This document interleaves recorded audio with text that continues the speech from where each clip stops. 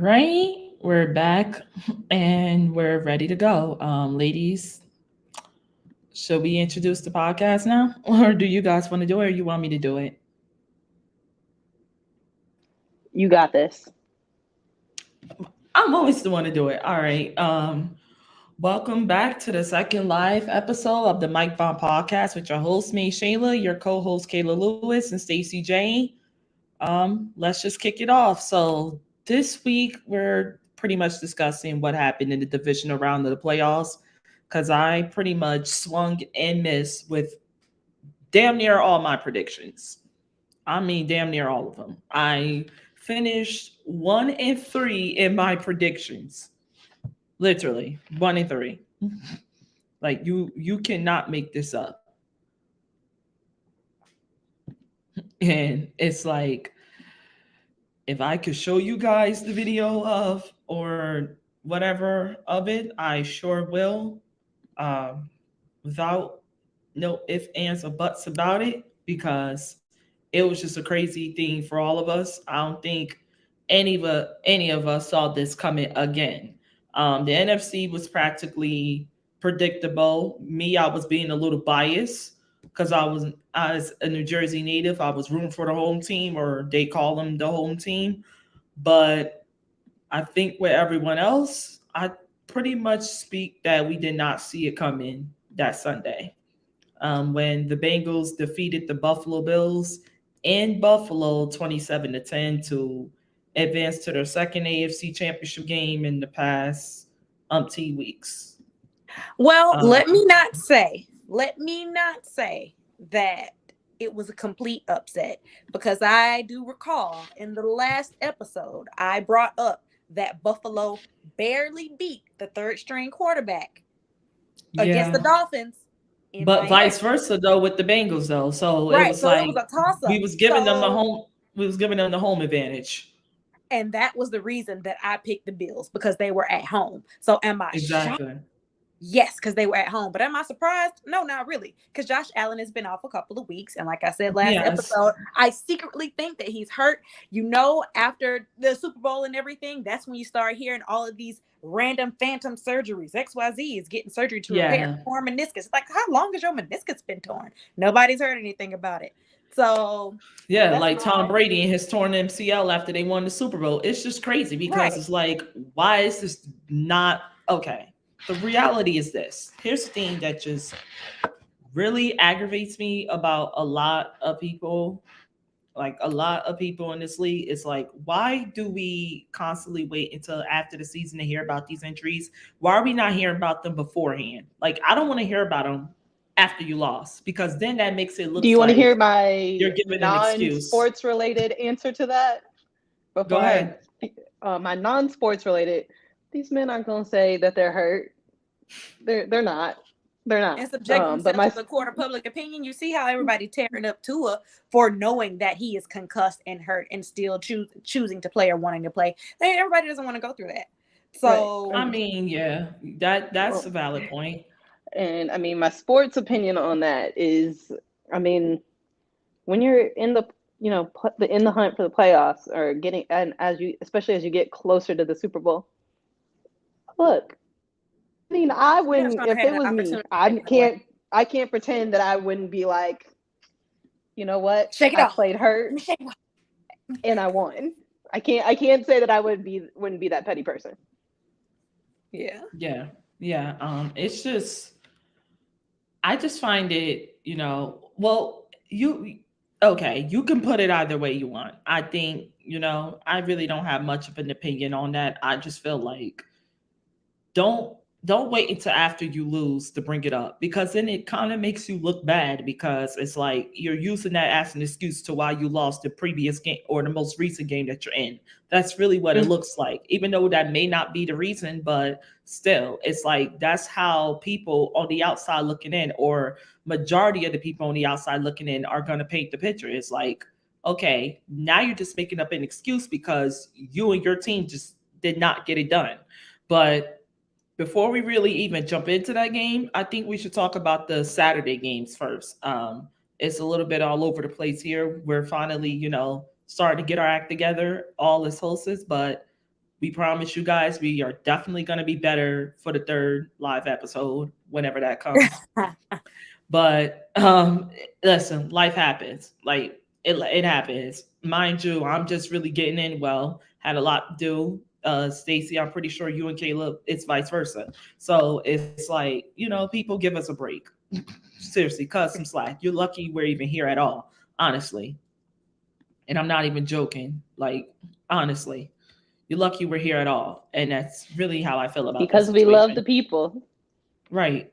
I and that's what they need to understand. We love the people. That's what we're here for. But anyway, let's recap this game between Kansas City and Jacksonville, because to me, I think a lot of people are really shocked how that game went. And we do have something that did occur during that game that could affect the outcome of the AFC Championship game this week, which is, Chiefs quarterback Patrick Mahomes is now suffering a high ankle sprain that he suffered in a victory versus the Jacksonville Jaguars at home in the divisional round, where they beat the Jaguars to advance to the AFC Championship game 27-20. And this will be the fifth AFC Conference Championship game that Kansas City is won two straight under Patrick Mahomes. And this will also be the fifth time he is hosting the AFC Championship game. So it's very impressive and very crazy how one quarterback within umpteen years, not even a full 10 years in this league, already has 5 AFC Championship games in his name. He hosted. He currently now has a 2-2 record, and he's looking to get back to the Super Bowl because he's looking to pretty much revenge that embarrassing loss that he had the last time he was there when they lost to the Bucks. I believe the score was 30-9 or something like that. It was pretty embarrassing. So he wants to revenge that. But yeah, better yet, 10 years. He barely, he almost has, if not just a year or two more, 10 years playing football, period. People forget Patrick Mahomes was a baseball player. He didn't start playing football until late.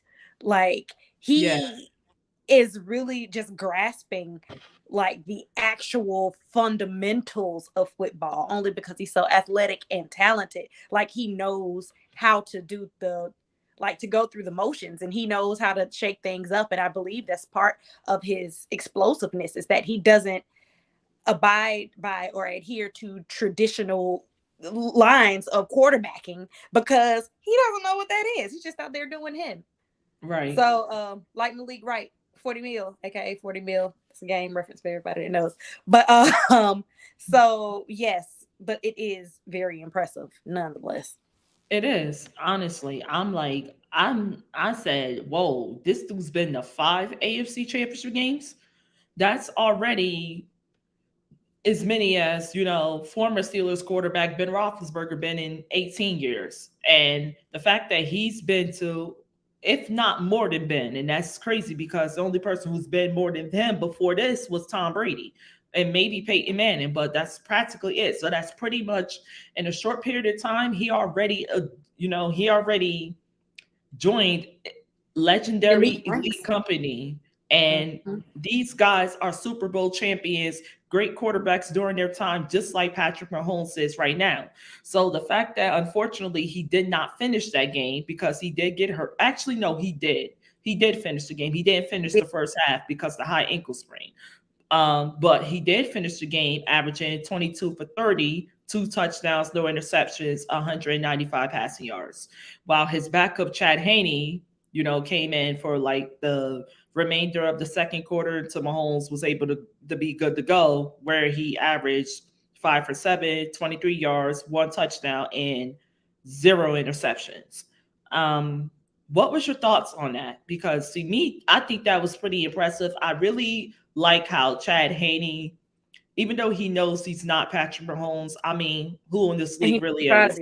Which is but to me, he's the best backup you can really have in football right now, because anytime his number is called, he's prepared.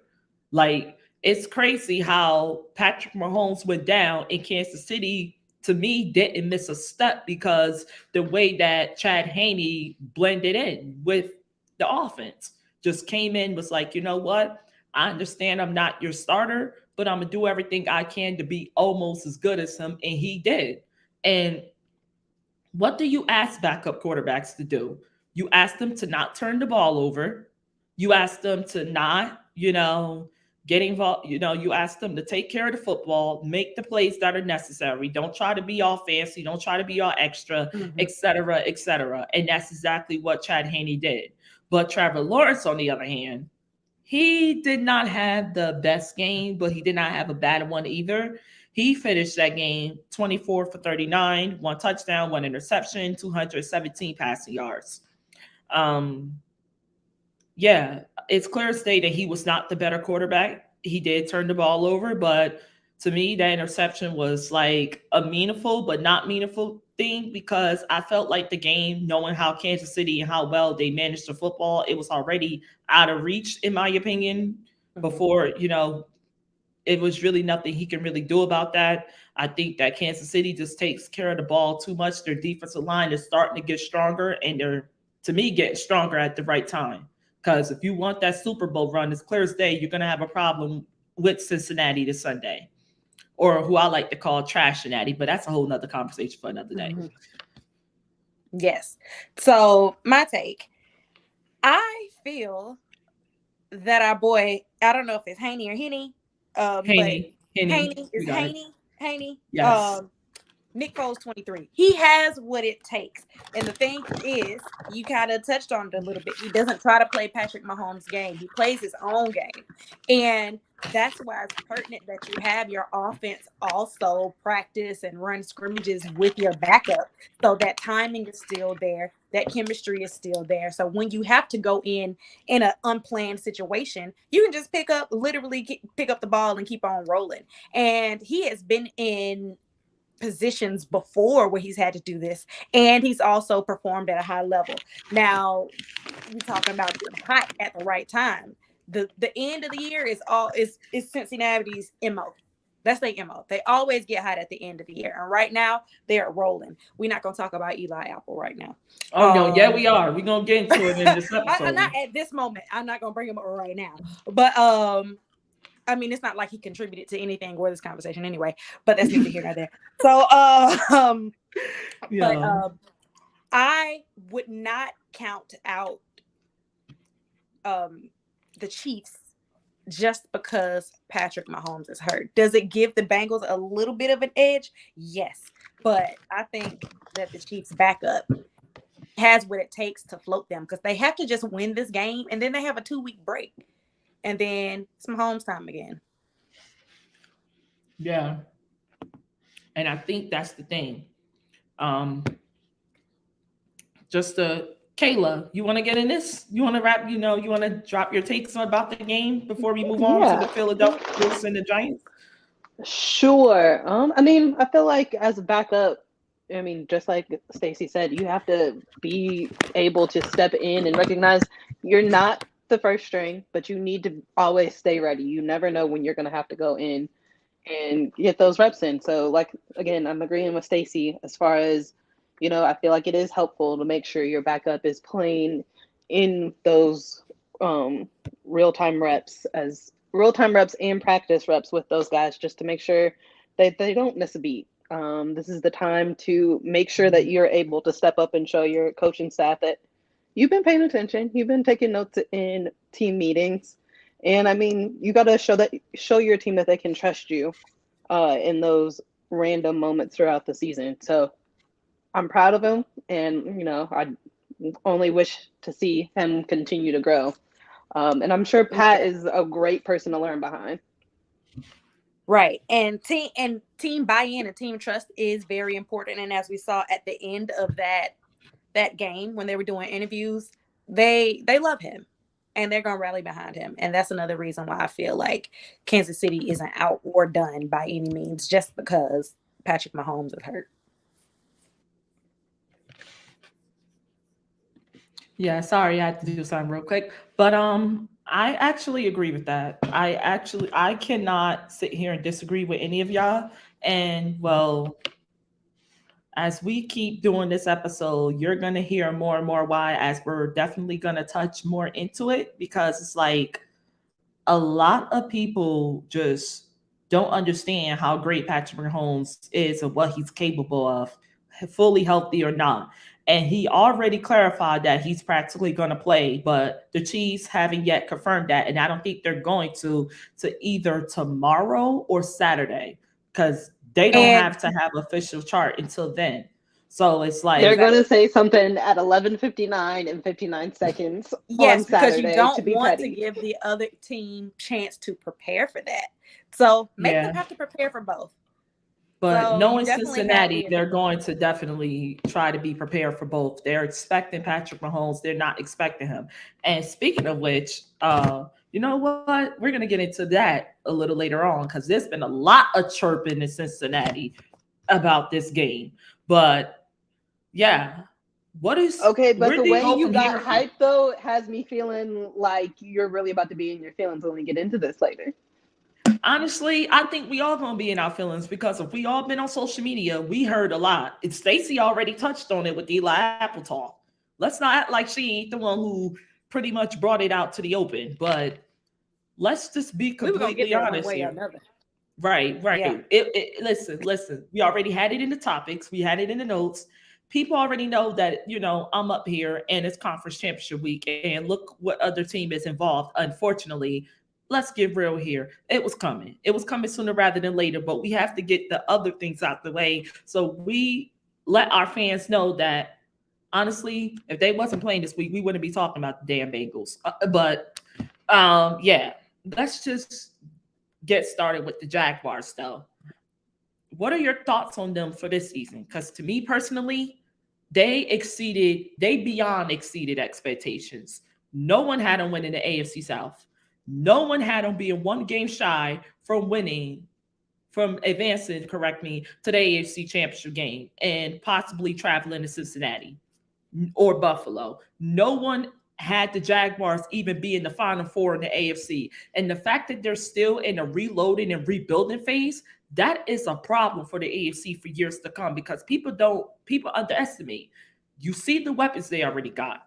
Zay Jones, Kristen Kirk, all these guys with Travis Etienne. Trevor Lawrence got his first postseason experience. He's now 1-1. Yes, he took the L to Patrick Mahomes, but how many quarterbacks outside of Joe Burrow has it? You know what I mean? So it's nothing to be ashamed of if you're Jacksonville. No one expected you to win this game. You took the Chiefs to their limits. You did things that no one, including me, saw coming. Yes, I did pick the Jazz because I was looking for an upset. Unfortunately, the upset came the game that I really didn't want to because I wanted Buffalo to win the AFC, but unfortunately, it ain't happened. But we're gonna get into that later on. But still, the Jacksonville Jaguars has nothing to be ashamed of themselves.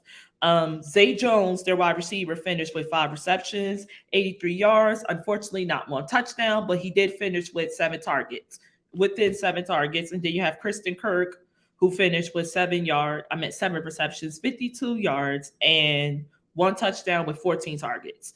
But obviously, that didn't overshadow the great performance of Travis Kelce. It really wasn't supposed to. No one expected it because everyone knows who's the best tight end in football. You could argue second best, third best with George Kittle and Mark Andrew and all them guys, but you can't argue who's the very best anymore at this rate. Everyone knows the answer to that question. Everyone knows the answer is Travis Kelce, and he finished that game with 14 receptions, 98 yards, 2 touchdowns within 17 targets, but he did have 2 different quarterbacks with obviously a little bit of 2 different playing styles. So that also factored into why that arguably factored into why he did not finish that game with 100 or more yards, because when you lose somebody, even for a quarter period of time in a game like Patrick Mahomes, it's going to change your plan. It's going to change your game plan because now you're playing with a backup, not a starter. So you're going to be playing with practically a game manager, not a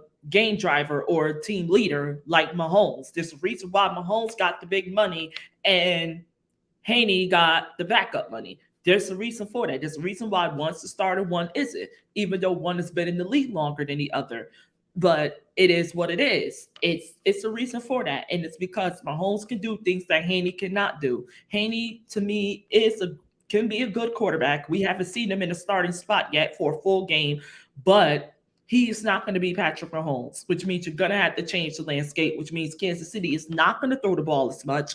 And that's pretty much how they summed up this game. They didn't really start passing attacking until the second half when Patrick Mahomes was good to go. His ankle was healthy, things like that, and he was just ready to go. So I think that's the more of the story. But the Jaguars' future to me is extremely bright. I really believe they're going to be a problem for the entire AFC, not just the AFC South, for years to come, because this is one of the youngest, fastest, and most dangerous rosters in the entire league. And the crazy thing about it, they're just getting started. They are nowhere near finished with building that team. So the one team that I would recommend everyone looking out for heading into next season and beyond, it's the Jacksonville Jaguars, because this is something that we have not seen previous years. They have a pretty good defense that is still young, still going to add some couple of pieces, still need some. I mean, who doesn't at this rate? And they have a pretty good young offense. So this is not like the 2017 Jaguars that was built around veterans, and the 2007 Jaguars that was built around veterans.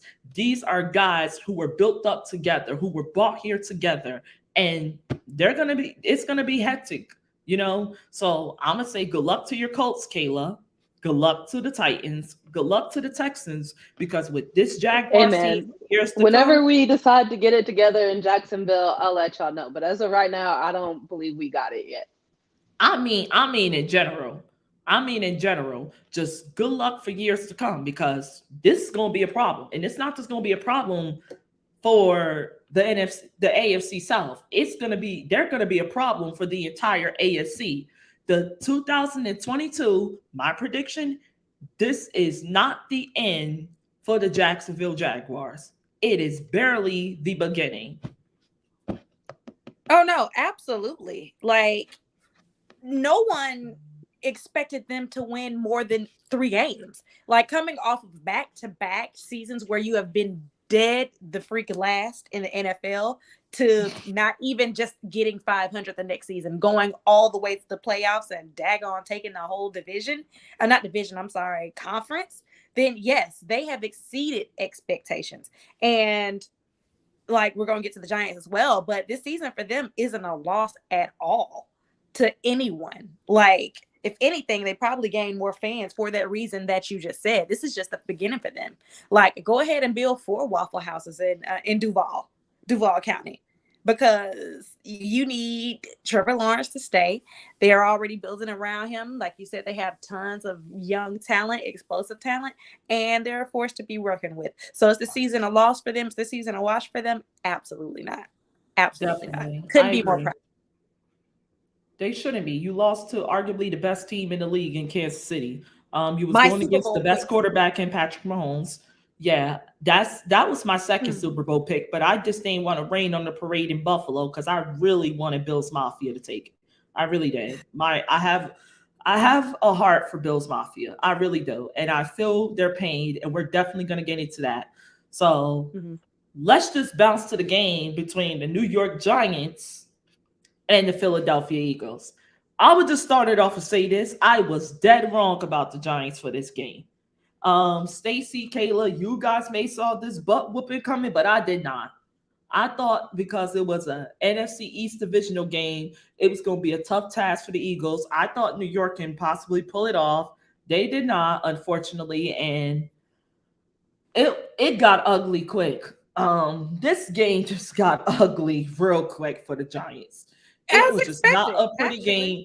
It was, well, that's what I said. You and Stacy, you and Kaila here expected that, but I did not. I did not see that kind of beat down coming from Philadelphia. I mean, that was just a beat to the down. There's no ifs, ands, or buts about it. You can go ahead and say, oh yeah, the Giants. No. I did not expect the Giants. One, I ain't predict them to lose. So I didn't expect them to lose. That's number one. Number two, I did not expect them to get obliterated in front of the whole damn world. I mean, that was embarrassing. I was in my hotel room in Seattle watching that beatdown on West Coast time, on Pacific time. And I'm like, wait a minute, what you got going on in Seattle, girl? Let me find out. listen, I was there for a job training, didn't really like the job. So me and them didn't really work out. One of the worst trips I ever took in my life, but don't worry, I'll be back in Seattle now. Not at the home of Okay. Starbucks. Wait a minute. Listen, that's what I'm saying. Did you not go to the original Pike Place and get you a cup of Pike Place? Because I feel like Listen. that might have helped the vibes just a tad bit. Honestly, it's just I did not really have enough time to really do anything because of the training, and it sucked. And that's the thing that pissed me off. But we definitely going to talk about that. We got to talk about this game. This is just a beatdown right now. But yeah, I'm definitely going to be back in Seattle. I definitely have plans to head back to Seattle later on in the football season, as my Steelers will be traveling for 2023 to Seattle. So I'm definitely looking to be a little more on the West Coast, promote us, the Mike Bomb, promote my other podcast going on, Blitzers, which is coming March 2023. It's all Okay, of you but that don't know. sounds like Anyway. we just need to go ahead and plan a group road trip. That's what I'm hearing. And That's then all I I'm mean, doing. I'm live. just waiting for the Hey, invite. why not? But I'm gonna Why be not? quiet. No, it's okay. It's okay. Hey, It's okay. hey, why not? If y'all ready to roll, I'm ready to Okay. roll. Hey, I wanted to go to the ATL and link up, States, but you had to work When? for the Falcons and the Steelers game. Oh. Yeah, I wanted to link up to go to that Colts game, Kayla, but you had to work and you wasn't in Look, Indianapolis. So look, the way Oh these no, bills, baby, I'm the working way on these board bills today. are set up, and the cost of eggs, I wasn't I going told nowhere you. this year. But hey, listen, we could definitely do this. We could definitely go on road trips and promote the podcast. I mean, who doesn't want to know about it at this rate? But anyway, this beat, man. So the back to the Eagles game, man. and the Giants. And yes, it's devastating. 38 It's to sad, 7. but it's like just because the Eagles didn't play for a week, you forgot who they were, and that's fine. Out of sight, out of mind. Okay, That I happens did sometimes. not forget who the Eagles were.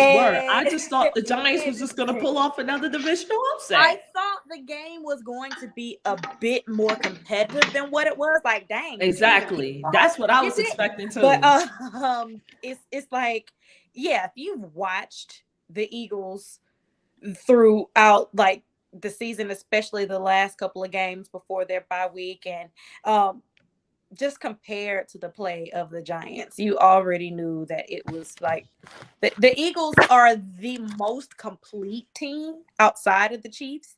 I feel that I see when I watch all of the games. And this season for the Giants was a Cinderella shocker season for them. And for that reason, they still have a couple of pieces that they need to fill in. The great thing about that game, playing against someone as great or a team as great as the Eagles, is that you could see where you need to go ahead and plug in those strengths. And they have a very, very, very legitimate shot next season if they make those adjustments and add those couple of pieces. But the Eagles are just too complete of a team. Yeah. And that's my take on it.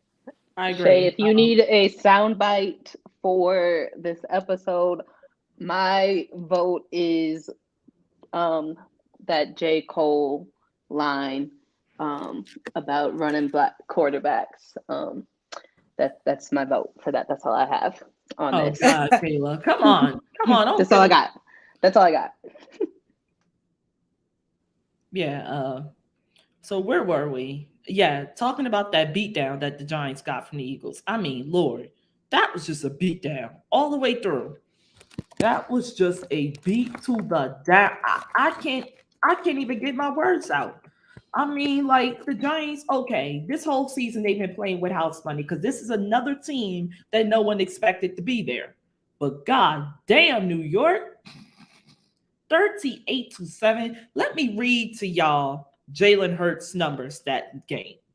This dude went 16 for 24 with 2 touchdowns, no interceptions, and only 154 passing yards. I thought he threw more for that the way he threw that. He was throwing that ball to Devontae. So again, I will go ahead and offer up that J. Cole suggestion. But again, I'm just going to leave it at that as far as my take. Oh, God, Kayla. Awesome take, though. Awesome take, Kayla. But and while we're on Jalen Hurts, shout out to Thirsty Media because my TikTok has been run amok of Jalen Hurts thirst, and it is immaculate. Like everything is funny. Everything is funny. Everything is funny. Yeah, you're a pretty funny character, Stacey. No lie, you're a pretty funny character. But yeah, let's just, I mean, Lord, let's just go with the fact that nobody saw this coming. Like literally, this is just a beat down. I mean, Lord, beat to the down. Honestly, in the playoffs this year, in the divisional round, both New York teams got beat down. Let's call it like it is. Let's just call it like it is. That was just a beat to the down all the way. They got obliterated, bro. I did not see this coming. Really? Um, Reading these numbers right now, Daniel Jones, honestly, he had a better game than I thought. Even though he did not play that well, but his numbers say, and it could have been better. It said bad to average, like in between there. So, like his numbers that game was 15 for 27, zero touchdowns, one interception, and 135 passing yards is what he averaged that game. I don't know. I mean, I'm not giving up on Danny Dimes, but the Giants clearly have a lot of issues to solve this offseason. One, starting with that secondary. Two, are you going to extend Saquon Barkley? Because it's already out there that Saquon Barkley wants more than $12 million because they already was offering him $12 million. Apparently, he turned it down, and now we're here. Now we're here to where he's pretty much wants more money, even though he's been injured for 2 years. So that definitely comes into, definitely comes into play. But if Saquon Barkley is not brought back to New York, which is, in my opinion, very unlikely, because I don't think the Giants will really let that happen. I see them raising the price up to at least another 13 and a half, 14 million because of his marketing, because of his brand, because of the great running back that he is. When healthy, we know he's one of the best in football. But you got to think about from a health standpoint, if this injury, or hopefully not, but if an injury was to happen again, can we trust him to stay healthy? And it's like New York really is going to have to think, because if you don't get Saquon back, Lord knows you're going to have to be shopping for another running back. And I don't think that's a wise move for New York to do, because there may be some great backs coming out, but there, in my opinion, are not at that level of Saquon Barkley. And I don't think that you should break up the strongest aspects of your team. I think you should build upon them. I preach about this all the time. You keep the strongest links there. The weakest links are usually the ones to go. That's how you build your team to be stronger than it already is. I think that should be the key strategy for the New York Giants, but we don't know. So if you're the New York Giants getting obliterated by this, and speaking of Mr. Barkley, he averaged this game for 9 carries, 61 yards, no touchdowns, 6.8 yards per carry. So he averaged 6.8 yards per attempt per carry while averaging 9 carries, correct me, with 61 yards but no touchdowns. So if you're the New York Giants, where do you go with this overall? Like with the Saquon Barkley situation, with the team situation, how you're going to get the team better? Where do you think the Giants should go from here, from the front office all the way down to the players?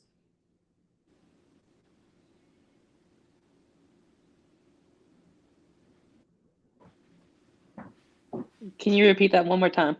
Okay, if you're the New York Giants, where do you go from here in general with the Saquon Barkley contract situation, with the defense, with the offensive line that needs some work, with lack of receiver depth? Where do you go from here overall within the team in the offseason, this offseason, if you are the New York Giants? Where are you going from here? Oh, I thought that was a rhetorical question. Right. Wrap No, I was Saquon being in some serious. bubble wrap and keep feeding him whatever y'all are feeding him. Find some people that can back him up just in case and work with him at the same time on the field. But you can't get rid of him. Yeah. Right. But the whole thing about the Saquon situation is very interesting because they held on to him for a very long time when he was not productive. And now the question when he was not productive was Daniel Jones. He is finally now coming into a better version of himself as well. But it's also, you're gonna have to start paying all these people. And we're going back to what I was saying about them figuring out the pieces that they need in order to beat teams like the Chiefs and the Eagles after playing the Eagles, having the little stress fractures and everything, filling those in. It's really going to come down to Saquon is great. Saquon is a beast, but Saquon is also a running back. And we know what the shelf life of running backs are in the league. Unfortunately, it just takes one wrong tweet, one wrong pull, he's prone to injury. So it's going to be a real serious conversation that you're going to have in the front office regarding whether or not the amount that it takes to keep Saquon is worth taking away from the other little pieces that you need to put together. Yeah, and I agree with you, Stacey. I think you hit it right on the money because a lot of people are just strict like, okay, I get it. So from here on and out, I can't even top that, Stacey. That was actually a real awesome take, and you killed it with that one. But if you are the New York Giants, how much are you paying Saquon Barkley? Because I already mentioned they already offered him about $12 million or $12.5 million, and he declined it. So if you are Saquon Barkley, if you are the New York Giants, what are you paying? What is the maximum amount of dollars per season are you paying him? And what will the longevity of the contract be? 2 years, 3 years, 4 years, maybe five? Where are you going with this contract situation from here if you are the New York Giants?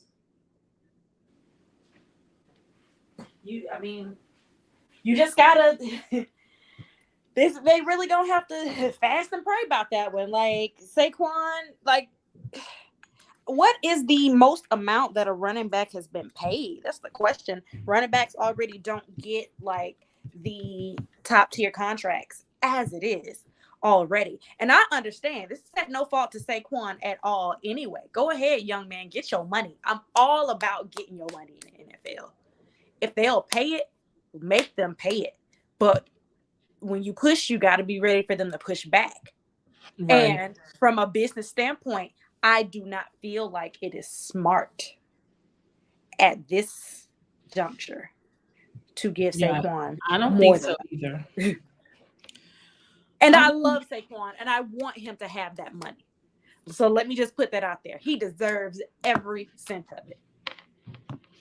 But every yeah. week, the NFL is a business, and that's not a smart business move.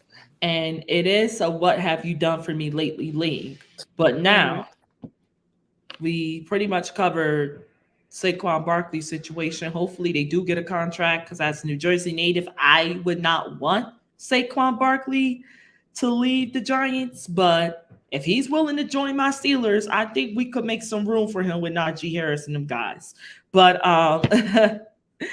let's move on to the Philadelphia Eagles, who are the winners of that game, beating the Giants 38-7 at home in Lincoln Field in Philadelphia, Pennsylvania. So Jalen Hurts, like I already said, finished that game, average, going for 16 for 24, 2 touchdowns, no interceptions, and 154 passing yards. His wide receivers, Devontae Smith, finished with 6 receptions, 61 yards, 1 touchdown within 10 targets, while Dallas Goldert, correct me. I'm sorry if I mispronounced his name wrong. Finished the game with 5 receptions, 58 yards, 1 touchdown, and 5 targets.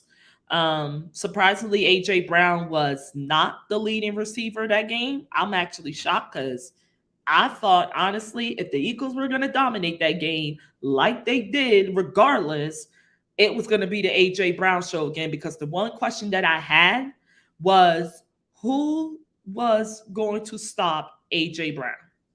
That dude is practically, not only does he have a size advantage, but the crazy thing about AJ Brown, he's freaking unguardable, and it's like, I don't want to say he's Megatron because I think you have to have a certain skill to be that. But Mhm. to me, he's arguably the closest thing to Megatron we had because of his size advantage. Maybe DK Metcalf, but I don't think DK is even like as great as a wide receiver. DK Metcalf is. I don't think he's Saquon. I mean, not Saquon Barkley. Correct me, AJ Brown's level, because AJ Brown is just. I don't recall a game AJ Brown got locked up. I still don't. Even the games that they lost, I don't recall it. I recall like games in Tennessee where they lost and AJ Brown was being missed. That's what I call. That's what I recall. But I don't recall him getting beat 1-on-1. But we got to give Devontae Smith some credit here. He stepped up when his team needed him the most. When it was a divisional game, divisional rivals at home in Lincoln Field, coming off of a well-needed bye week, well-deserved, and it was a winner go home situation. And he understood that. He made some phenomenal plays. That touchdown, I believe it was the first touchdown Philadelphia scored. It was beautiful. It was beautiful to watch because to me, the Eagles won that game by Kayla, awesome. You finally showing your face. You should start doing that more. But anyway. Oh, Listen. Anyway. Listen, she's been quick with the. Listen, I just had to throw that out there. Today. I mean, but come on. But come on. Doesn't she look better with her face shown? Doesn't she look better? Let's get real here, Stacy. You look amazing all the time, Kayla. I appreciate it. Amazing. That's why I'm saying we should see her face more. The people want to see her face more. But back to this game. Yeah, we appreciate you, Kayla. Trust me, we both love you. But like I said, I think you really touched on it, Stacy. The Eagles to me is more of the completed team because they are dominant both defensively and offensively. And honestly, that game against the Giants, they answered every freaking question you can have about this team on that bulletin board. They are literally a problem all around. Their running game is a problem. Their passing game is a problem. Jalen Hurts is no joke. I would not be surprised if he was the one to win the league MVP this year over Patrick Mahomes. Even though Chiefs Kingdom, please don't come for me. Please don't come for me, Chiefs Kingdom. I understand you want your boy to be the MVP. I get it. He definitely deserves it if he wins it. But to me, not AJ Brown, but Jalen Hurts gives Patrick Mahomes a run for his money because you think about it. You take Jalen Hurts off the Eagles. Who are you plugging in and saying they will be where they are right now? Who are you plugging in? So you got to think about that. That's what MVP caliber people, players do, especially quarterbacks. That's what they do. They put their team in better positions that they would not be without them. And that's what makes them an MVP caliber player and an MVP caliber quarterback. It's the fact that the impact and the difference they make within their team. Not AJ Brown, correct me. He is one of the factors of why this is what it is, no question. But Jalen Hurts here, to me, a lot of people started to write Jalen Hurts off. A lot of people started to believe he was a bust. He ain't this, he ain't that. But before the Eagles made the moves within these past 2 off seasons they made, Jalen Hurts did not have the support that any quarterback to survive now, especially in today's era, to succeed. He did not have that until now. You gave him Devontae Smith. Okay, they understood that they need more than one wide receiver because they're not about to sit here and allow this to be Devontae Smith's show today. You know what it is with these Alabama receivers. It was him, Jerry Jeudy, and I believe it was Higgs. I'm not sure who else was the third wide receiver in Alabama. It was so freaking many on that team. It's hard to remember. Yeah. That's just because Alabama is built different. Yeah, it's built different. I don't understand. Don't get me started at the fact that all three of their quarterbacks, Mac Jones, Tua, and Jalen Hurts, are all starting quarterbacks in the league. Let's not even talk about oh my God, that's just crazy. But different. Yeah, they built different. Kayla, you hit it on the note. Said round him his check. You hit it on the note. Nick Saban is just, something else with that recruiting. But like, you got to think about all of that if you're, if you are an if you are an Eagles fan. So now that you did give him weapons, you gave him a great offensive line, who to me is the most underrated unit on the Eagles right now. They are the most underrated unit. Now, you come on, Kaila. Come on. I had to yawn. I didn't want everybody Okay. to see all that. I got you. But yeah, you gave him those weapons. You gave him Devontae Smith. You gave him AJ Brown. Now we seeing what Jalen Hurts is really about. We're starting to see that now. You gave him a running game with Miles Sanders and them boys. You gave him an offensive line. You gave him Jason Kelsey, who to me, I don't know what it is with them Kelsey brothers, but they something else. They a whole nother breed. I think they're pretty entertaining. They have an awesome talk show podcast. Their podcast is great. It is. It's pretty dope. I actually enjoy it. They're just two individuals. The recipe that the Matthews mom has. Yeah. The Kelsey mom has. Bosa. The Bosa's mom. The Watts. The Edmonds. The Watts. I want to know how they grow these humans. I'm not offering up my womb to do that right now. But I just want to know the formula. This ain't the show for that, Kaila. Three. One's retired though. One's retired. I'm just saying there were 3 active in the league at one time. 2 of them won defensive player of the year. 2 of them won defensive player of the year. But yeah. Shout out to the moms, man. They create some great athletic sons that they should really be proud of. Because a lot of people. Yeah. Oh yeah. A lot of people to them grocery receipts. But yes, I think that the thing about the Eagles, Stacy, you hit it on the point, and this is me practically being repetitive. They are the most completed team in football, arguably behind the Chiefs, if not over the Chiefs, because I will take Philadelphia's defense right now over Kansas City's. I would take that because their secondary is a problem. And I'm not saying that their secondary sucks. No, they're a problem for opposing offenses. You're not getting easy passes off of them. Darius Slay and them guys are a problem. Then you look at their defensive line, it's just disgusting. To me, it's the best D line right now in football out of all 4 of these remaining teams. They was the best defensive line heading into the postseason. Then their offensive line is clicking. How many times have we seen not AJ Brown, but Jalen Hurts get touched this whole season? He's arguably one of the least sacked quarterbacks this season. That right there will create problems. It will frustrate defensive linemen who's used to getting home and then can't against this team. That's gonna be problematic, and that's why to me this NFC championship game is going to be really exciting because this is going to be a big test for San Francisco. And it's also going to be a big test for Philadelphia because that NFC championship game, which we're definitely going to get into later on, it's going to really test what both units are really about. It's going to test the 49ers defense because let's get real here. Brock Purdy is playing with house money. No one's expecting a rookie to go into one of the toughest stadiums there is to play, whether they one of the best teams in football or one of the sorriest teams in football, and win the game on his first start or his first year starting. But I got one Colts plug in here, and I'm gonna not talk about the Colts rest of this episode, but Colts front office, how we feeling looking at Nick Sirianni doing what he's doing in Philadelphia? That's all. Y'all fired him, right?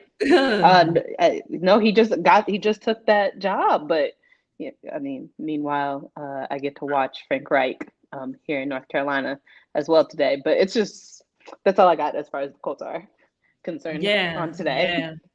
Yeah, Frank Reich got hired. Now that crushed my Steeler dreams to death. Oh my God! But I wish him the best of luck.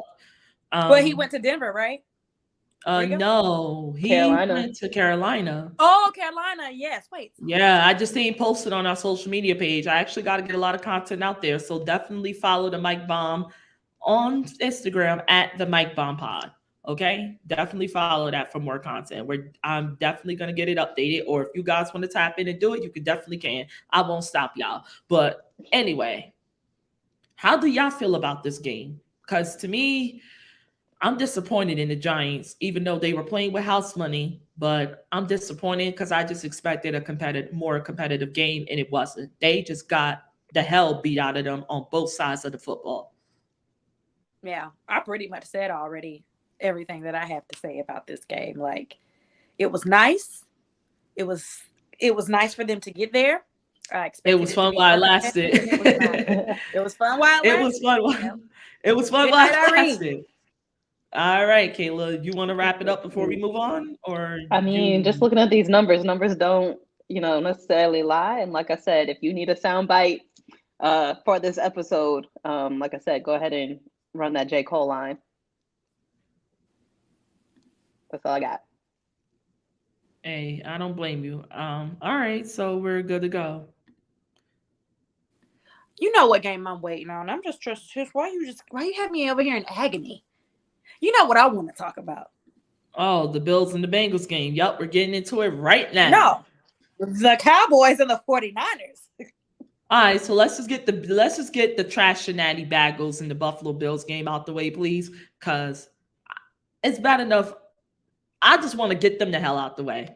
I just want to get them the hell out the way. Whatever. They won. Whatever. Give me a damn break. Anyways, let's just get into this game to get it out the way. Hopefully Bengal fans will probably tap in and watch this because I can't with these people. They make me sick. That's all I'm gonna leave it at. When you bring them up, it's like trying to summon. I don't have nothing nice Beetlejuice. to say about these people. I don't have nothing nice to say about these people. They make Well, then let's not talk about the people. Let's just talk about the team. And the fact of the matter is about this game is the Bills Okay, came out flat Stacy. and they played flat the entire game. And Stacy, before you yeah, get started, see, here's the thing. The people, I don't just mean the damn fans. I mean the players, I mean the coaches, I mean the whole damn organization. But yes, the Bills did play like crap this game, and boy, these numbers show it, boy. Whoo! they started out flat and they just never recovered. You could just tell, like, on the first few drives. I'm like, oh, now this game, the 49ers game is the game that I expected this game to be honest. And I don't want to say it was sad, but I was a little bit disappointed. I was like, dang, I was expecting them like a little bit more, of a competition in this Yeah. game. And I thought it was going to be close, like really close. Like my spread was shot to hell. Mhm. Like my Thank spread God was I ain't shot bet. to hell. Mm. I might I'm put glad. in some Thank bets God. this week, but whoo. So right. But and even though we're getting there, shout out to the Dallas kicker for point shaving for everybody that needs to get them points. But clear point shaving. Anyway, so yeah, that's my full takeaway of the game. I already mentioned a little bit earlier. I am sticking behind my sentiment that Josh Allen is hurt in some kind of way. He is not 100%. He hasn't been for the past few weeks, and it is not an injury that's either publicized or that has been that the organization has been notified of. But either way it goes, Josh Allen isn't Josh Allen, and he hasn't been for a while. You could see the frustration between him and Stephon Diggs. They were getting into it on the sidelines. There's something going on. So not only are they having mechanical issues, they were having chemistry issues as well. And when you're playing somewhere like Buffalo, where the climate is already unforgiving, you have to be there on all 10 fingers and all 10 toes. And they were not. There was some Yeah. amputees there. It was snowing. It was cold. I know the ground was probably solid. And the Bengals Call it came like there. it is, Stacy. They got the brakes beat off of them and they home turf on their own in their own weather. They did. And you don't expect that out of the Bills. So it's some real serious issues going on there with them. Their defense was hurt too, though. Yeah. So, and that was a reason why I pulled them early from my Super Bowl bid, because I was campaigning for them the whole season. But I kept saying they're not right. They're not right. they're not going to win the Super Bowl. I didn't think they weren't going to make it past this game. I thought they were going to go further than this. But all in all, those are my sentiments on this matchup. Yeah. I'm gonna just say it. Disappointingly, the Buffalo Bills got the brakes beat off of them. There's no ifs, ands, or buts about it. Looking at these numbers, let's start with the quarterbacks. Joe Burrow went for 23 for 36, 242 yards, 2 touchdowns, no interceptions. Josh Allen, 25 for 42, 265, 0 touchdowns, 1 interception. Then let's look at the wide receivers. Jamar Chase, 5 receptions, 61 yards, 1 touchdown, 8 targets. Which, something we can get a little bit on here because I believe personally, and it sucks to say, but he did get robbed for that touchdown. I believe it was the third quarter of that game where they ruled it because I think he had great enough possession of the ball. I did not see any wiggle. I actually went back to watch a couple of films just to see, like, what did the people in New York see to overrule that?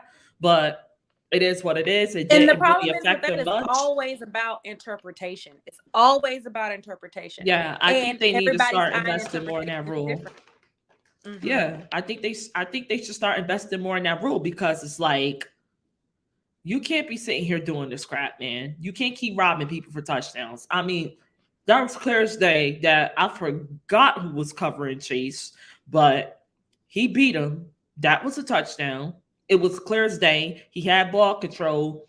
And if the rules serve me correctly, if memory served me right, the rule is if a player keeps possession of the ball for more than 3 seconds, in which Jamar Chase did, it's a completed catch. And if it's in the end zone, I didn't even know if it was 3 seconds. I thought it was. Yeah, I didn't know if it was 3 seconds. I thought it was like you make a football move, and then it's like, what's a football move? Like you have the ball. Yeah. And you make a step 3 seconds or 2. It's 2 steps. It's 2 steps, like 3 seconds holding the ball with 2 steps. Jamar Chase did all the above. That should have been a touchdown. So except for the score being 27-10, it should have been 34-10. They let's just say they practically saw what we didn't see coming at that rate. And they were trying to stop the bleeding. Didn't help. Yeah.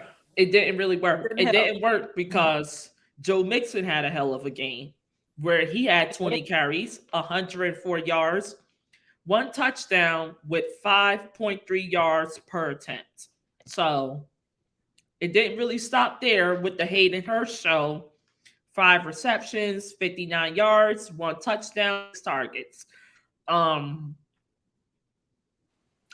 reading these numbers right now. It is awful. It's like the Bills defensive coordinator, even with all the injuries he had, he should be on the hot seat. And I'm gonna tell you why. He had no game. Okay, we understand how dangerous Tyler Boyd can be. We understand how dangerous T. Higgins can be. But we all know, everybody and their grandmother know that even though all 3 of them could be a number 1 receiver and would easily be a number 1 receiver practically on any other NFL team in this league, who's the Bengals' number one receiver is? Who's Joe Burrow's main go-to person? He loves to go to them all. I don't blame him. He has some pretty good weapons in Cincinnati or trash Cincinnati. But we all know Jamar Chase is the number 1 receiver and Joe Burrow's main, go man.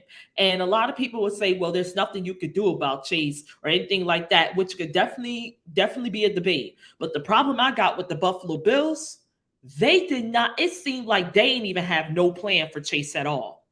It seemed like they did not even plan to stop Jamar Chase at all. That to me is first of all, for a banged up secondary already, that is a recipe up for disaster, in my opinion. Because it's like you just straight up say, you know what? We just gonna worry about the number 2, the number 3, and T. Higgins and Tyler Boyd, and we just gonna allow Jamar Chase, out of all weapons Joe Burrow has on that offense, to just do whatever the hell he want, when he want, and how the hell he please. And if it wasn't for the Joe Mixon show, which they could not even stop that from happening, they could have stopped the bleeding in that.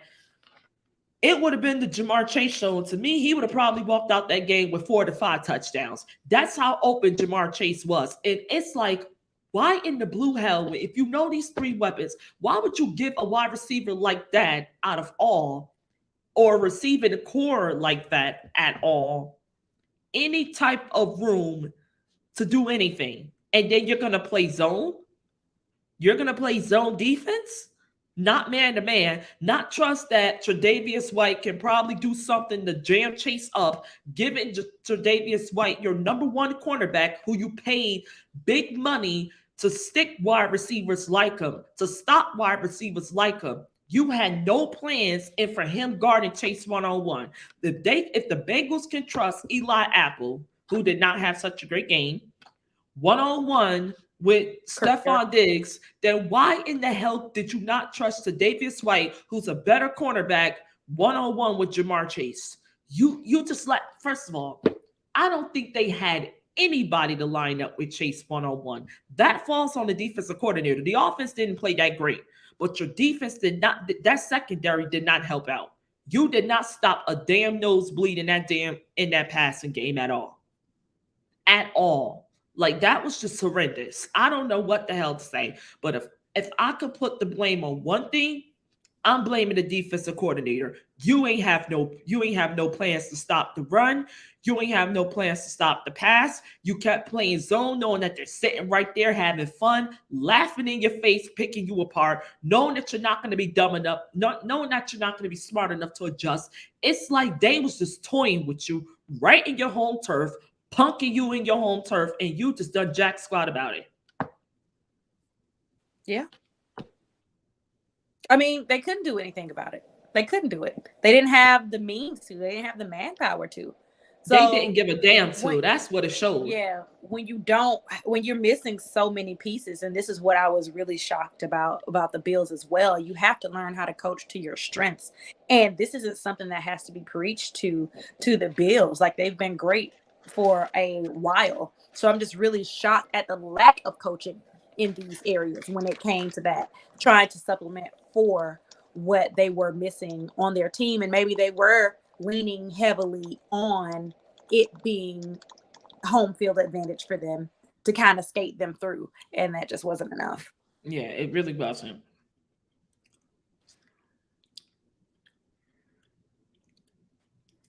Anything you'd like to say, Kaila? Nope. You seem to have got it all. You covered it. Hey, all right. Sorry for that.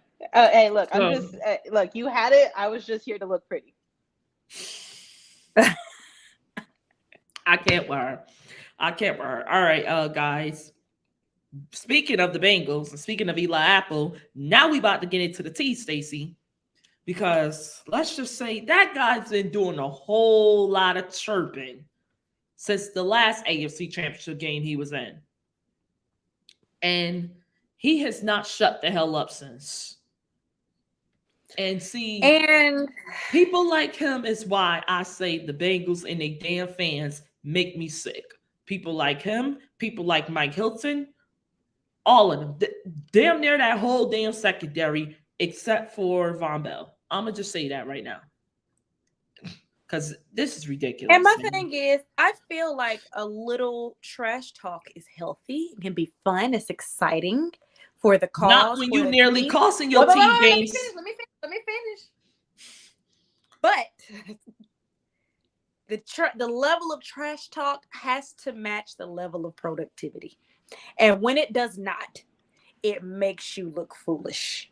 So what I'm hearing, Stacy, is you're saying homie better keep that same energy if they lose. I'm saying the energy was not kept. The energy came from nowhere. Where did this energy come from? I'll tell you what she said. I'll tell you really what Stacy means. Eli Apple was he getting burnt. Consistently. Yes. I don't know why he added. No shade, no tea to Eli, because you in the league. I'm not. I got hoop dreams. I like you doing. You Like better have a here, lot of other I people just out want to here. check. So I I'm just want not them to knocking run your me a check. talent. I'm just saying the level of talk has to match the level of productivity.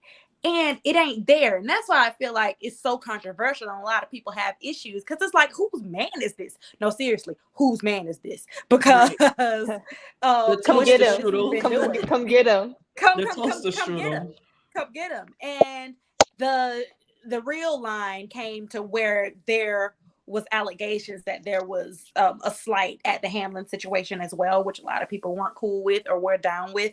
I But wasn't it's like, either. sir, and he also, I don't know if there was a little tit for tat or tipped between him and any of the individuals that he engaged with online before everything came online. But it's like you also came at them when nobody sent Yes. for you. So it's Right. just sit there and eat your food. Like you It- getting a it's ride.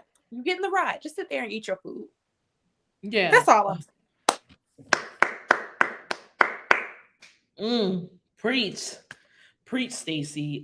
It's the truth. It's the absolute truth. And you ain't just nearly cost your team to lose. You got, first of all, to me, he is the worst. See, here's the thing that bothers me about the sports world. Here's what really aggravates me. Where was all this energy at? See, the people that are defending Eli Apple, where was all this energy at when it was time to defend a cornerback who played in this league not too long ago, who was a trash talker in his own right, and Richard Sherman? Where was that energy at then? You mean all pro Richard Sherman, Pro Bowl Richard Sherman, first team all pro Richard Sherman, the guy who back to back years when he was trash talking was leading the league in interceptions with the lowest passer rating back to back years in the entire league out of any DB, and who arguably was the biggest factor and one of the greatest defenses to ever step foot in the game in the NFL in the Legion of Boom. Everybody who's defending Eli Apple now, I can recall, was coming at Richard Sherman and calling him a senseless thug for talking smack after he made the big play that solidified their Super Bowl trip. He's the one who had the lowest passer rating during that time he was trash talking. He did not give up a touchdown during that time while was playing the best of the best in the league, being all pro, Pro Bowl, 2 Super Bowls, winning 1. Everyone came at Richard Sherman. Everyone knocked Richard Sherman for that. Everyone was knocking on Richard Sherman's door, but yet it's now sitting here defending Eli Apple, who don't have jack. Can't even wipe a damn string of Richard Sherman's draw strap, and yet out here trash talking like he's freaking Deion Sanders or somebody. And okay, How old is Eli? How old is he? I don't even care. Old enough to be hot garbage. That's what we're gonna say. Well, I mean, the reason I'm asking, hot garbage. the reason I'm Eli asking Apple, though, he got drafted in 2014. So let's just say he's about in his 30s right now. That's what we are gonna you say. sure? Q. Yes. The only reason I'm He's asking 27. is He's 27. okay. So don't put him with us. We'll start there. Don't put him in the same category of us that are Well, he 30 moved plus. like he. Oh, so then okay, that's even better. He's not But old. He's just hot garbage. That's why wow, I said Stace, old I feel enough. like she just called us old, but we'll get to that at a different time. The reason Okay, I'm he's asking full- Well, I'm though, okay. fine. I don't even care. Yep, 30 plus club, auntie club. Let's go. Hold up, Let's hold go. up, the hold reason up. I'm There's asking, a difference. There's a difference between old in human age and old in football. There's a difference between that. You're young, but you're football old. That's what I'm saying. Yeah, he's not fresh in the league. So that's why I was like old He ain't- enough to know. And I He mean, ain't if you're fresh at old enough all. to guard or to match up with Richard Sherman, then you're definitely not young. okay, at all. well then I'll pose the question this way then. Do you think it's just that there's a different group of players that played with Richard, especially during that time when he was talking the amount of trash that he talked. No. Eli Apple was in the league around that time. Well, but I'm Eli saying, Apple was in the that league. same group that was in there, are they still? Are how many of them are still there? Because I feel like that group, they're gonna talk shit about you and check you publicly just as loudly as you're talking your shit. Okay, And but I here's the feel thing. like I feel like there might not be that same group that's gonna step to Eli and tell him like, dude, you need to shut the fuck up and chill out. They need to. I mean, because Stephon here's the Diggs thing. will and did, and I feel like, Yeah, I don't I understand mean, you why talking about Eli Apple privately he commented on needs to that. hush. Yeah, I think they're just gonna let him just do whatever. They're not gonna get in it because, given that it's Eli Apple, it has the potential to get real ugly because again, the productivity Oh doesn't no, match. but Right. let his Well, and I teammates, mean, but his you did teammates, see that his Richard teammates will get Sherman involved chilled though. out as he got older in the league and his numbers started to decline. That's why He Richard Sherman shut he, up. but But the I feel like problem, that's also a mental maturity thing. He was just like, okay, I need to chill out because my mouth is gonna, write a check that I can't cash. okay, I don't but think Literally, 'cause we're talking I about don't think sponsorships Eli's too. mentally there yet. okay, but see, Eli Apple, see, here's the difference between Richard Sherman trash talking and Eli Apple trash talking. Richard Sherman had the numbers and the accolades to back it up. Richard Sherman was not getting burnt by any and everybody one-on-one and needed his hand held by practically everyone in that secondary that's really not that good when you think about it. And that's what we definitely going to get into. Richard Sherman didn't do all of that. That was Eli Mental Apple. maturity. Richard Sherman, Mental Kayla, maturity. let Richard Sherman was locking people up. Richard Sherman was going against the best of the best in the league. Richard Sherman was in back-to-back Super Bowls. Richard Sherman was an all-team, all-pro, first-team, all-pro, Pro Bowl cornerback. No touchdowns given up. Back-to-back years leading the league in interceptions and had the lowest passer ratings with a percentage 51 or lower. That's pretty good for a shut. That's shut down right there with no touchdowns given up. That's the difference between Eli Apple and Richard Sherman. Now, Eli Apple's behind, on the other hand, not so much. Did he make a Pro Bowl? You was never all team, all pro. You're not a Super Bowl champion. You're not. You're not Richard Sherman. And see, and a lot of people would probably be like, well, neither's Jalen Ramsey. You want to compare Eli Apple's numbers to Jalen Ramsey? I don't think so.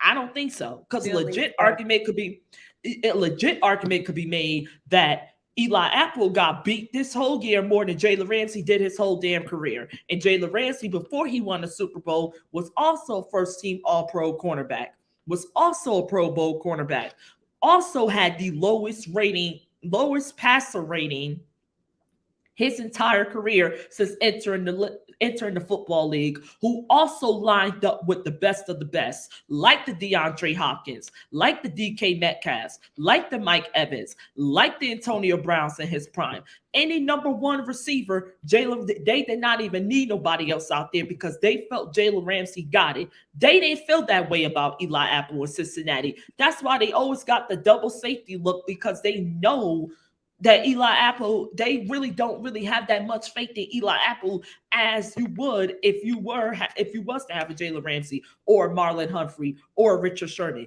And Eli Apple talks like he's one of them, but you're not. You're not even close. You're not, in my opinion, he's not even in the conversation. I wouldn't even have him in my top 10. I really wouldn't. Eli Apple to me is a mouthy bum. I'll say it straight like that. He's a mouthy bum, and he's going to cost his team games. A legit argument could be made. You cost your team the Super Bowl last year. You gave up the touchdown to Cooper Kupp. So it's just straight like that. And that's what I think. But Fantastic. we got yeah. to wrap up. And so with Eli Apple, we're not going to dedicate all this energy to negativity. We're just hoping that he backs up everything that he says next week, because he has a tall task ahead of him. Oh, yes. This Sunday. But yes, speaking of this Sunday, the Cincinnati Bengals, aka the Cincinnati Bagels, will travel to Arrowhead, aka, according to them, Burrowhead, and take on Patrick Mahomes and the Kansas City Chiefs, who, since Joe Burrow's been the quarterback, they have been 3-0 against.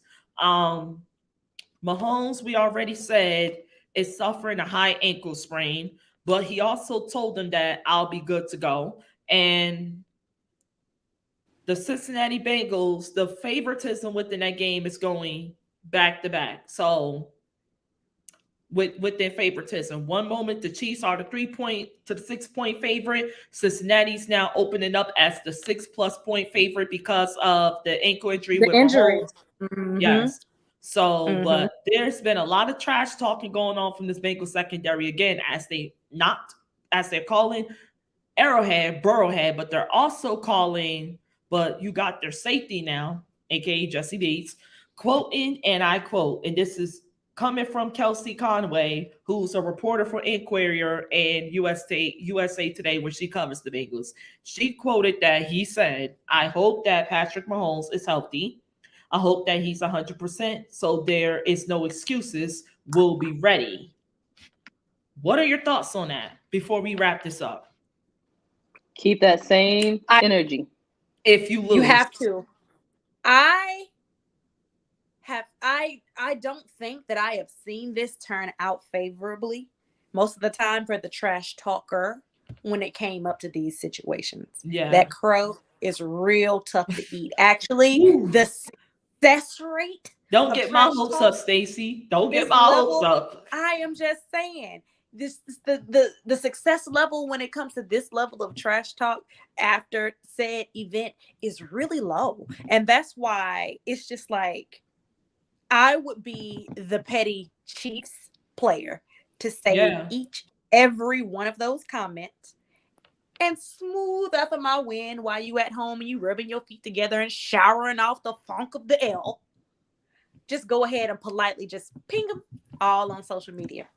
You Yeah, said who? and You said honestly, she gonna do what to who? That's not a reliable source. Hey, and you know what's honestly, actually, the Chiefs defense, definitely heard the comments. Patrick Mahomes heard them, Travis Kelce heard them, and boy, they not Travis feeling Kelce those standing comments. count, by the way. Hey, I'm with you. But see, let me tell you something. They're not feeling that. Eric Reed, all of them heard about the trash talk, and they heard about the Burrowhead comments, and they're home again, and they're already 0-3. This is gonna be a fuel to the fire to add. And you know what they've said? Nothing. Because you know what happens when you talk a lot of trash? Yeah, this is going to be a real big track. And that defensive line, like we said, we already clarified that it's getting healthier. So this just might, and according to Juju Smith-Schuster, he already aired out that they're coming in this game with a different game plan. And honestly, his presence just might be felt even more because he did not finish that game against Cincinnati. So we might be getting a different result. But before we move on, Zach Taylor quote on the game saying, "We're built for this. It doesn't matter what anybody thinks about us. We don't care who's favored, who's not. We're built for this." For a head coach with only 2 winning record seasons and no Super Bowl, that's a lot of talk coming from a head coach like that, in my opinion.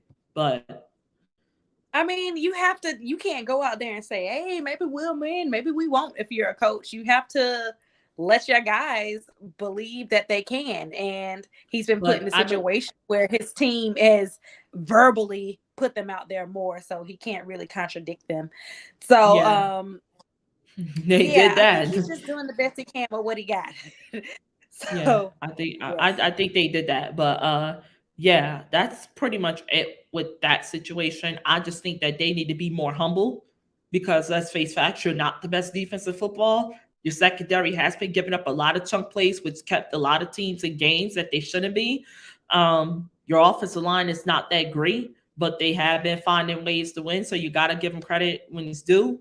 But who are you guys picking to win this game?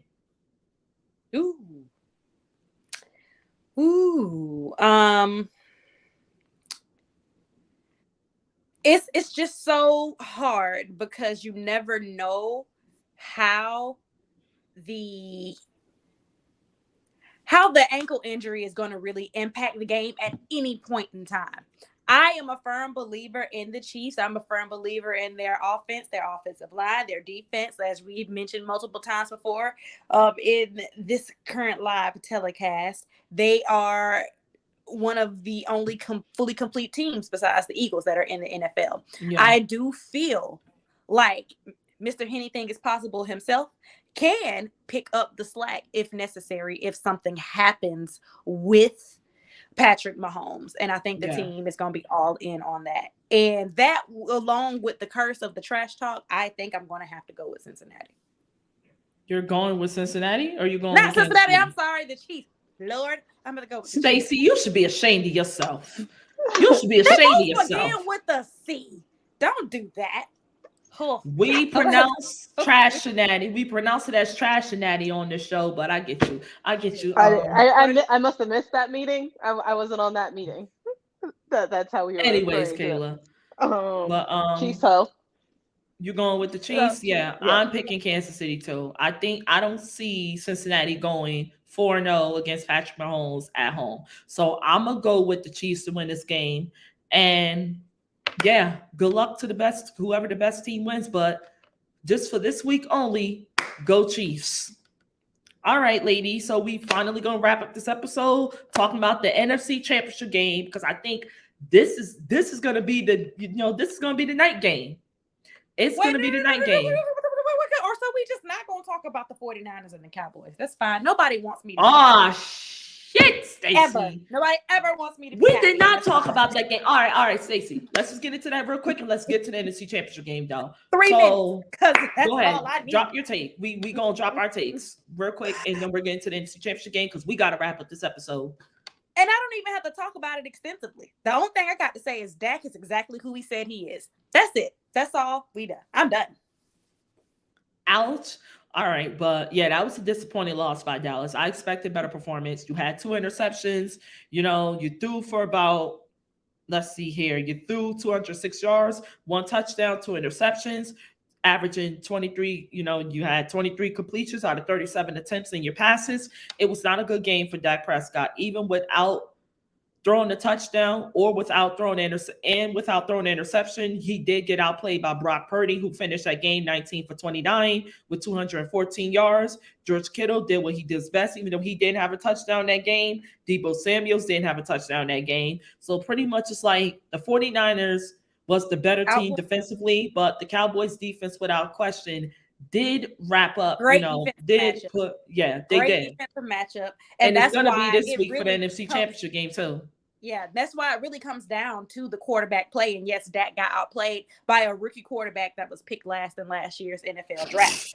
So let's just call it what it is. That is what happened. And he continues to fold in situations where he's expected to thrive. I'm just trying to figure out, when is this grace going to run out for Dak? And I don't have anything against Dakota for real, but I saw a stat today that said he pretty much has the same exact record when it comes to the playoffs and things and such as Tony Romo. And you see how bad Tony Romo better be glad that he exited before social media really got hot, because they would have fried him too. But Dak is getting it bad. It's because all the controversy he stole from the contract and his money situation. Ever since you got that money, they have not won a playoff game. You're now 0-2. You lost to the same exact team. Once in your home turf, then in theirs. You got obliterated by the defense. Once again, with 2 different quarterbacks, you're not the better offense. And then Tony Pollard got hurt in the process. I believe he entered his fibula with a high ankle sprain as well. That's going to cause problematics for the defense as well. But yeah, and Dallas had 2 turnovers. San Francisco had 0. So yeah, they could have and should have won that game. There are a few opportunities that the Cowboys had to maximize on some errors that were made in the defense and in the secondary of the 49ers, and they just fell flat. So yeah, they just straight up played like hot garbage. They barely ran the football. They didn't even give Zeke the ball. At all. I don't know what they was thinking, because that 49ers secondary is legit. But yeah, and now that we got that out the way and we finally got the AFC Championship game out the way, we all picking Kansas City, right? Indeed. Yes. Indeed. All right. Awesome. All right. So, ladies, we're going to wrap up this episode finally. And we will also be talking about now, we're moving forward to the NFC Championship game between the San Francisco 49ers as they will be traveling to Lincoln Field Stadium to take on the number one seed, the Philadelphia Eagles in Philadelphia. The winner and loser of this game and why, ladies? I'm going to go with the Eagles because they're the more experienced team. I don't think Brock Purdy. I think Jalen Hurts is, a little too much to handle for Brock Purdy. I like the Eagles offensive line. I think the 49ers defense is going to be just like the Cowboys defense was last week. They're going to do all they can, but it won't be enough because their offense will not be able to overcome it against the Eagles defense. So I'm going to go with Philadelphia to win this game. I share the same exact sentiments. It is definitely going to be another great defensive battle in this game, but the difference is going to be the offense, and the Philadelphia is going to be able to do what the Cowboys could not find, that one or two mistakes or weaknesses within the 49ers when it comes to that, and they're going to capitalize because they are a complete team. Yes. Kaila, your pick? And the Eagles have a clean sweep of the Mike Bomb podcast.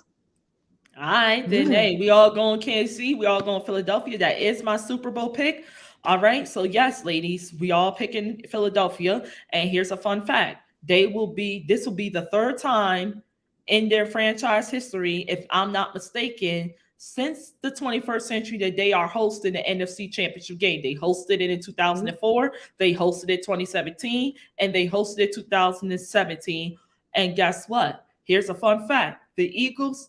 Well, and they're hosted it now in 2022, correct me. So, yes, they hosted it 2004. They hosted it 2017. They're hosting it now. Fun fact here, the Eagles has been to the Super Bowl both trips, at least 2 out of 3 of these trips that are now when they hosted the NFC Championship game. So that is a fun fact to keep in mind to, who you picking. The Eagles are already 2-0 when hosting the NFC Championship game. They automatically advance to the Super Bowl. They find ways to win.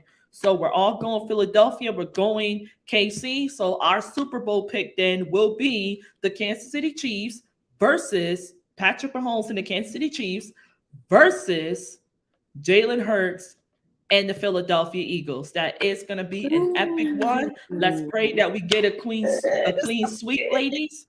We're pretty much it. This has been. Do you guys want to say anything to our fans before we log off? Because we're out after this. No, thank you for tuning in to our Random Musings live and unedited. Next episode, we're going to keep it running with the live show, and we look forward to seeing you there. All right, Kaila, anything you like to say before we leave? No, I mean, I'm just trying to see if we're, keeping the same energy on all fronts if I show my face again. Hey, we are going to keep the same energy. No question. That's all I want. All right. So, all right, ladies, this has been the Mike Bomb Podcast. Your host, May Shayla, your co-host, Kaila Lewis, and Stacy J. We are now signing out. Please give us a follow on Twitter at the Mike Bomb, Instagram, the Mike Bomb Pod. You can also subscribe to us on YouTube at the Mike Bomb Pod. Give Stacy a follow at Stacy X Sports and Darnett Stacy, both on Instagram and Twitter. Give Kaila a follow at Indy_Redhead and also KM Lewis. .19, I believe it is, Kaila. I'm not sure. I don't even know anymore. That's embarrassing, Kaila. You should know your username. Hey, look, just go ahead and follow the Indy_Redhead one, and we'll get y'all sorted out on that other one. We'll get sorted out. Okay, so KM Lewis 2019. Both on Twitter and Instagram, and also Indy Redhead on both Twitter and Instagram. She'll definitely accept your love either way. And this is me, Shae Max Sports. Give me a follow at Twitter, Instagram, and TikTok, all at Shae Max Sports. This is your host, May Shayla, your co-host, Kaila Lewis, and Stacy J. We are signing out. This has been the Mike Bomb. See ya. Bye.